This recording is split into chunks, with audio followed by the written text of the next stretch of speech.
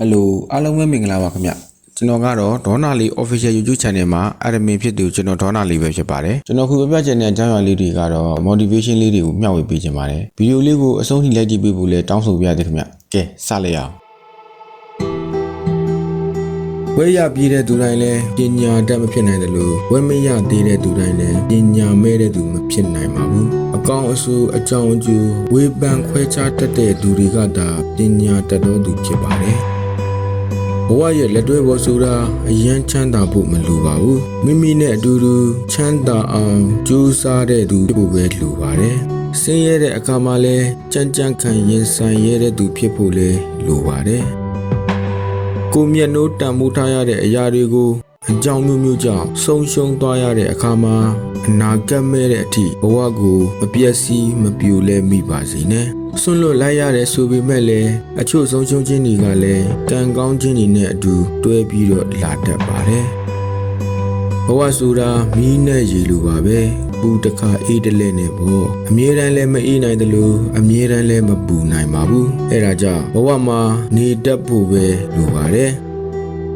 မိမိတို့ရဲ့ဘဝမှာအလုရှုပ်နေရုံနဲ့မလုံလောက်ပါဘူးပရက်စိတ်တွေကိုပဲကြည့်ကြည့်ပါသူတို့လည်းအလုရှုပ်နေကြတာပါပဲမေးရမယ့်မိခွန်းကတင်းတို့ဘာအလုပ်တွေနဲ့အလုရှုပ်နေကြတာလဲဆိုတာကိုမေးရမှာပါနောက်နှစ်20လောက်ကြာသွားတဲ့အခါမှာတင်းကိုပို့ပြီးတော့စိတ်ပြက်စီမှာကတင်းလှုပ်ခဲ့တဲ့ကိစ္စတွေမဟုတ်ပါဘူးတင်းမလှုပ်လိုက်ရတဲ့ကိစ္စတွေပဲဖြစ်ပါတယ်မိမိတို့ရဲ့ဘဝမှာစင်စင်ရဲရဲနဲ့မွေးလာတာဟာတင်းရဲ့အပြစ်မဟုတ်ပါဘူးတင်ကသာစင်စင်ရဲရဲနဲ့တည်သွားခဲ့ရင်တော့တင့်ရဲ့အပြစ်ဖြစ်သွားတယ်ဆိုတာကိုနားလည်သဘောပေါက်ဖို့တော့လိုပါတယ်မိမိတို့ရဲ့ဘဝမှာတန်ဖိုးရှိတဲ့ပစ္စည်းတွေကိုသုံးနေရလို့တန်ဖိုးရှိတဲ့သူဖြစ်မလာပါဘူးလူသားတွေရဲ့ကောင်းကျိုးတွေကိုဆောင်ရွက်နိုင်မှသာတန်ဖိုးရှိတဲ့သူဖြစ်ပါတယ်တင့်ရဲ့ဘဝမှာအရေးမပါတဲ့အရာတွေနဲ့တင့်ကိုအရေးမလုပ်တဲ့သူတွေအတွက်နဲ့တော့တင့်ရဲ့တန်ဖိုးရှိတဲ့အချိန်တွေကိုမဖြုံးမိပါစေနဲ့။ဘာဖြစ်လို့လဲဆိုတော့အချိန်ဆိုတာတန်ဖိုးရှိလို့ပါပဲ။တင့်ရဲ့ပတ်ဝန်းကျင်မှာတင်ဘယ်လောက်ထိကြိုးစားခဲ့ရတယ်ဆိုတာကိုဘယ်သူမှစိတ်ဝင်စားကြမှာမဟုတ်ပါဘူး။သူတို့တွေကတင်ပတ်စံဘယ်လောက်ရတယ်လဲဆိုတာကိုသာစိတ်ဝင်စားကြတာပါ။ဘဝမှာပျော်ရွှင်မှုဆိုတာလိုက်ရှာရတဲ့အရာမဟုတ်ပါဘူး။မိမိကိုယ်တိုင်ဖန်တီးယူရတဲ့အရာပါပဲလူတွေဟာပတ်စံရှိမှအလုတ်လှုပ်ရှားလို့ရမယ်လို့ထင်နေကြတာတကယ်တော့မဟုတ်ပါဘူးတင်မှာဂရိတီရင်လည်းအကုန်လုံးလို့ရပါတယ်အဲအကြောင်းပတ်စံရှိအောင်အရင်မလုပ်ပဲဂရိတီနိုင်ဖို့ကသာအရင်ကြိုးစားလှုပ်ဆောင်ကြဖို့လိုပါတယ်ဂရိတီတဲ့သူကိုလူတွေကအယံတန်ဖိုးထားကြတာပါ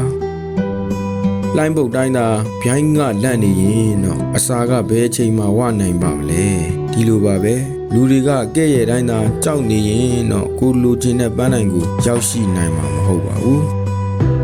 တယောက်ယောက်ကသူကိုယ်တိုင်ခက်ခဲရုန်းကန်နေရတဲ့အချိန်မှတော့တင့်ကိုကူညီခဲ့တယ်ဆိုရင်တော့အဲ့ဒါဟာအကူအညီမဟုတ်ပါဘူးချစ်ချင်းမေတ္တာတရားပဲဖြစ်ပါတယ်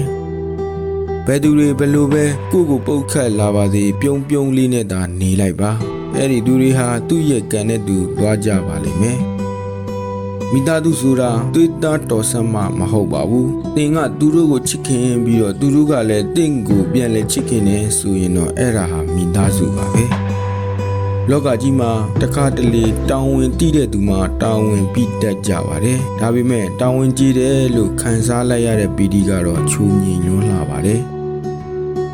နောက်ခုစရာလို့ထင်ထားတဲ့အကိုင်းခက်တစ်ခုကတခါတလေမှာကို့အတွက်နာကျင်မှုတွေပေးသွားတတ်ပါတယ်ပျော်ရွှင်မှုရလိမ့်မယ်လို့ထင်ထားတဲ့သူတယောက်စီကတခါတလေမှာကို့အတွက်ဝေဒနာတွေပေးသွားတတ်ပါတယ်ပိုင်ဆိုင်ပြီလို့ထင်ထားခဲ့တဲ့အရာတွေကတခါတလေမှာကိုယ်ကပဲပေးဆက်လိုက်ရတတ်ပါတယ်တကယ်တော့မျောလင်းချက်ဆိုတာအကောင်းဆုံးအရှုံးသမားတစ်ယောက်ပါပဲအားလုံး